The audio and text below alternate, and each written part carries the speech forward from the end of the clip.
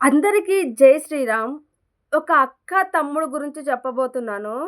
నిజంగా ఆడపిల్లంటే ఎప్పుడైనా సరే పుట్టింటి క్షేమాన్ని కోరుకోవాలి. పుట్టింటి వాళ్ళు బాగుండాలి. వాళ్ళు బావుంటేనే నేను బాగుంటాను. వాళ్ళకెలాంటి కష్టం రాగూడదు. వాళ్ళకెలాంటి కష్టమొచ్చినా నాకు ఇబ్బందవుతుంది. ఎందుకంటే నాకు ఇబ్బందున్నప్పుడు వాళ్ళ ఇంటికెళ్తాను. వాళ్ళే నన్ను చూసుకోవాల్సినోళ్ళు. కాబట్టి నా పుట్టింటికి ఏ రోజు కష్టం రాగూడదు అని మొక్కుకోవాలి కానీ చేయిలారా వీళ్ళే వాళ్ళని ఎట్లంటే వాళ్ళ జీవితాలు నాశనం అయిపోవాలి, నువ్వు నాశనం అయిపోవాలి, నువ్వు బాగుపడొద్దు అనేసి వాళ్ళకి లేనిపోని శాపనార్థాలన్నీ పెడుతుంటారు కొంతమంది. ఇలా ఎప్పుడు పెట్టొద్దు. ఆడపిల్ల అంటే పుట్టింటి క్షేమాన్ని ఖచ్చితంగా కోరుకోవాలి. ఎందుకంటే ఆ ఇంట్లో నువ్వు పుట్టి, పెరిగి నీకు వాళ్ళు అంటే నీ పుట్టింటి వాళ్ళే నీకు మంచి సంబంధాన్నిచ్చి పెళ్లి చేస్తేనే నీకు ఇంకొక ఇల్లొచ్చిందనమాట. నీ అంతలా నీకు రాలేదు. వాళ్ళు సపోర్ట్ చేసి వాళ్ళు నీకు పెళ్లి చేస్తే ఇంకొక లైఫ్ నీకు ఇంక స్టార్ట్ అయిందనమాట. అంతేకాని పుట్టి పెరిగిన ఇల్లు గురించి తప్పుగా మాట్లాడుతూ వాళ్ళని అంటే వాళ్ళని టార్చర్ పెడుతూ హింసించడం మాత్రం ఏమాత్రం కరెక్ట్ కాదు.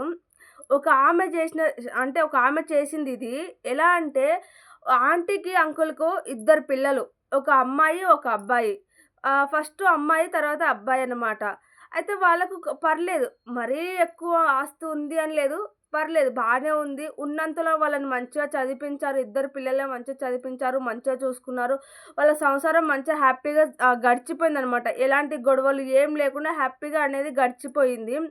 అయితే వాళ్ళ కూతురికి ఏజొచ్చిందనమాట. పెళ్లి చేసే ఏజొచ్చింది. పెళ్లి చేయాలని ఫిక్స్ అయ్యిర్రు. ఒక సంబంధం అంటే తెలిసిన వాళ్ళ ద్వారా ఒక సంబంధం వచ్చిందనమాట.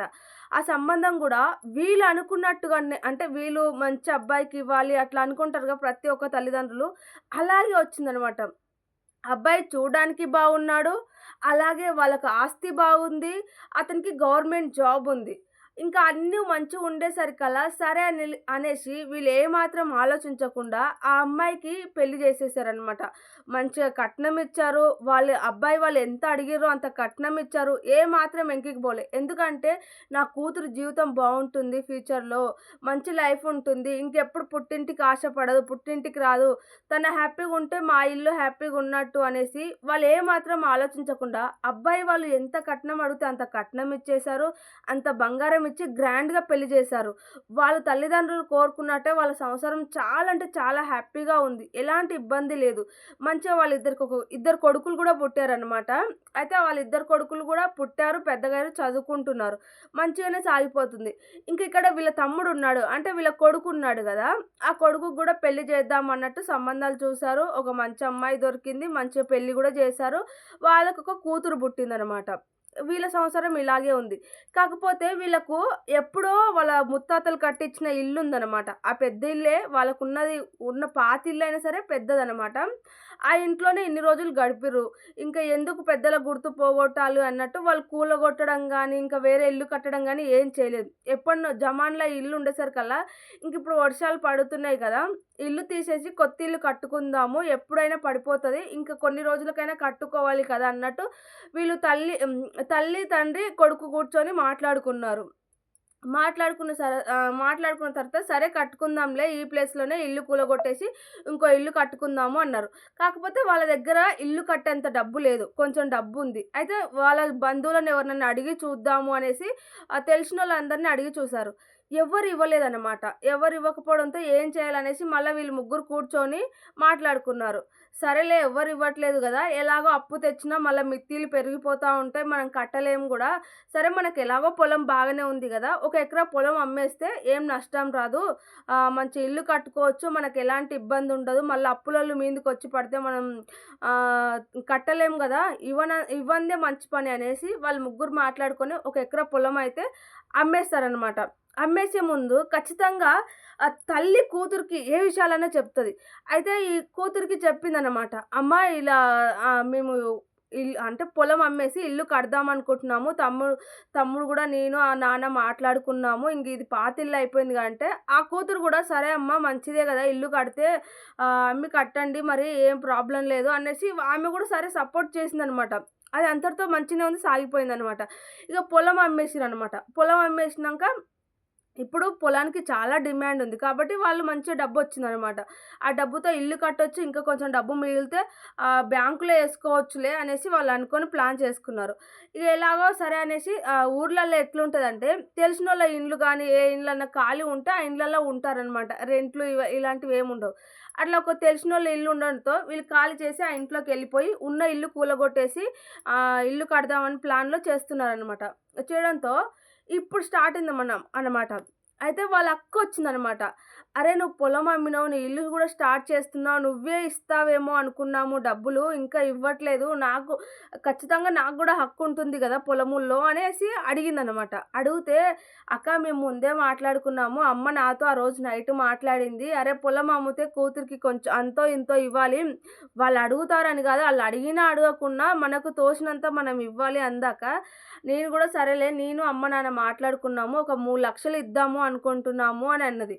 అని చెప్పాడనమాట. చెప్తే ఆ మాట విన్న వాళ్ళ అక్క, "నేనేమన్నా ముష్టిదానా? నాకు ముష్టి 3,00,000 ఏస్తారా? నాకవసరం లేదు. నాకు 10,00,000 కావాలి. నాకు హక్కు లేదా? నేను పుట్టలేదా తల్లి అంటే నేను అమ్మ నాన్నకు పుట్టలేదా? నువ్వు ఒక్కనివే పుట్టావా? నాకు గూడా 10,00,000 కావాలి. నీకు చాలా డబ్బొచ్చిందిగా, ఇల్లు కట్టుకోంగా గూడా మిగులుతుంది గదా! నాకివ్వడానికి నీకేం కష్టం" అంటే, "అక్క నీకేం తక్కువైందక్క? నీకన్నిటికుంది. మంచి బావున్నాడు, మంచి జాబుంది. నువ్వు కూర్చొని తింటున్నావు. నీకెలాంటి ప్రాబ్లమ్ లేదు గదా!" అంటే నాకు ఆస్తుందనేసి నీకు ఇచ్చే హక్కు నువ్వివ్వవా? నాకొచ్చే డబ్బులు నాకివ్వాలి అనేసి అడగడంతో, "అక్క నాకిప్పుడు ఇల్లు కట్టుకోవాలి. నాకంటే కొంచెం డబ్బుంటే అది అంటే బ్యాంకులో ఏస్తే అమ్మ నాన్నకి గూడా ఒస్తుంది. మరీ నా దగ్గర ఎక్కువ గూడా లేవు డబ్బు. ఆ ఇల్లు కడితే ఎంత ఖర్చవుతుందో ఏమో గూడా తెలీదు. బట్ నీకు కావాలి కాబట్టి నేను ఒక 3,00,000 ఇస్తా అంటున్నాను. నిజంగా నువ్వు ఆపదలో ఉండి నన్ను అడిగితే నేను ఖచ్చితంగా ఇస్తానక్క. ఎందుకివ్వను? నీకిప్పుడు ఎలాంటి ప్రాబ్లమ్ లేదు గదా! నా ప్రాబ్లమ్ నువ్వు అర్థం చేసుకొని నాకు సపోర్ట్ చేసేది పోయి నువ్వెందుకిలా మాట్లాడుతున్నావు?" అనేసి వాళ్ళ తమ్ముడు అనడంతో, "లేదు నాకివన్నీ చెప్పొద్దు. నాకివన్నీ ఎందుకు చెప్తున్నావు? నాకు 10,00,000 కావాలి ఖచ్చితము" అనేసి పంచాయతీ పెట్టేసిందనమాట. పెద్ద పెద్ద గొడవ చేస్తే ఇంకా అంటే వాళ్ళ చుట్టుపక్కల వాళ్ళని అంటే వాళ్ళ బంధువులనే పిలిచి వాళ్ళందరిని పెద్దలను ఒక 5, 6 మందిని కూర్చోబెట్టి మాట్లాడిపిచ్చిందనమాట. ఇంగ మాట్లాడిపియడంతో ఆయన ఏం చేయలేక 10,00,000 నేను ఇవ్వలేను. నా నుంచి కాదు. నాకు ఇల్లు కట్టాలనుంది. ఇప్పుడు నేను ఇల్లు కట్టుకుంటాను. మా అమ్మ, మా నాన్నని చూసుకోవాలి. నా పరిస్థితి ఎట్లుంటుందో తెలీదు. నేను సంపాదించిన డబ్బు అయితే కాదు. నేను సంపాదించినని చెప్పట్లేదు. పొలం అమ్మిన డబ్బే. ఇప్పుడు హక్కుందంటే అక్కకు పెళ్లి చేసినప్పుడు చాలా కట్నం ఇచ్చాము. చాలా బంగారం ఇచ్చాము. తన లైఫ్ బావుండాలని తన మంచి కొరకు మేము మంచి చూసాము. ఇప్పుడు మా అక్క అర్థం చేసుకోకుండా ఇలా మాట్లాడుతుంది. సరే తనకు డబ్బు కావాలి కదా! ఇస్తాను. కానీ 10,00,000 కాదు 5,00,000 ఇస్తానని చెప్పేసి అందరిలో ఒప్పించాడనమాట. సరే అనేసి ఆమె గూడా ఒప్పుకుంది. 5,00,000 ఆమెకు వాళ్ళ పెద్దల ముందలనే ఇచ్చి ఒకటే మాట అన్నాడు. "ఈ రోజుతో నీ తమ్ముడు చనిపోయాడు. ఇంక నీ తమ్ముడు లేడు. నీ తమ్ముని ప్రాబ్లమ్స్ నువ్వు అర్థం చేసుకోలే. బావుండాలని నువ్వు కోరుకోవట్లేదు. కాబట్టి ఈ రోజుతో నీకు కేవలం డబ్బు కావాలి. నీకు డబ్బు పైన ఆశ ఉంది. అంటే నీకు రక్త సంబంధం మీద ప్రేమ లేదు. అందుకని ఈ రోజుతో నీ తమ్ముడు చనిపోయాడు. ఇంక ఎప్పుడు నా ఇంటి గడప నువ్వు తొక్కొద్దు. నీ ఇంటి గడప నేను తొక్కను. నాకు ఎప్పుడన్నా సమస్యొచ్చినా నీ ఇంటికి నేను రాను. నీకు సమస్యొచ్చినా తమ్ముడు అని నా ఇంటికి రావద్దు. ఈ రోజుతో నీకు నాకు బంధం తెగిపోయింది" అని చెప్పేసి తిట్టి పంపించేసాడనమాట. తనెళ్ళిపోయింది. ఇంకా ఇద్దరు దూరం దూరమే ఉంటున్నారనమాట. ఒకరినొకరు మాట్లాడుకోవట్లే, ఒకరింటికి ఒకరు రావట్లే, పండుగలకు గాని, పబ్బాలకు గాని ఇంకా వీళ్ళకి ఎలాంటి సంబంధం లేనట్టు ఎవరు లైఫ్ వాళ్ళు బతుకుతా ఉన్నారనమాట. ఆ తల్లిదండ్రులు ఇద్దరు చాలా అంటే చాలా బాధపడుతున్నారు. అరే! ఎందుకు మనం ఇన్ని రోజులు ఇంత మంచిగున్నాము.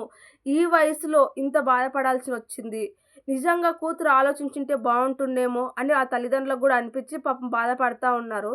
కానీ నేనొక్కటే చెప్పదలుచుకున్నాను.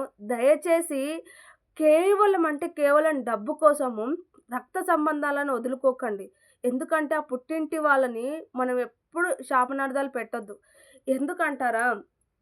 నీకు భర్త ఎంత బంగారం పెట్టని, ఎంత సుఖంగా చూసుకొని, కాలు కింద పెట్టకుండా చూసుకున్నా, ఎంత ప్రేమగా చూసుకున్నా సరే, కానీ పుట్టింటికి పొయ్యొచ్చేంత అంటే పుట్టింటికి పొయ్యి మళ్ళా మనం తిరిగొస్తాం అంటే పుట్టింటికెళ్తాం చూసినావా? ఆడొచ్చే హ్యాపీనెస్ ఇంక ఎక్కడ రాదు. కంపల్సరీ ఎంత ముసలిగైనా సరే పుట్టింటి అవసరం కంపల్సరీ ఆడపిల్లకుంటుంది. కాబట్టి దయచేసి ఏ ఒక్కరు ఆ ఇంట్లో పుట్టి, పెరిగి, పెద్దగా అయ్యి పెళ్లి చేసుకొనొచ్చినంక ఎప్పుడు శాపనార్థాలు కానీ, వాళ్ళ చెడు గాని కోరుకోకూడదు. కేవలం డబ్బుల కోసం రక్త సంబంధాలు మాత్రం అస్సలు వదులుకోకూడదు.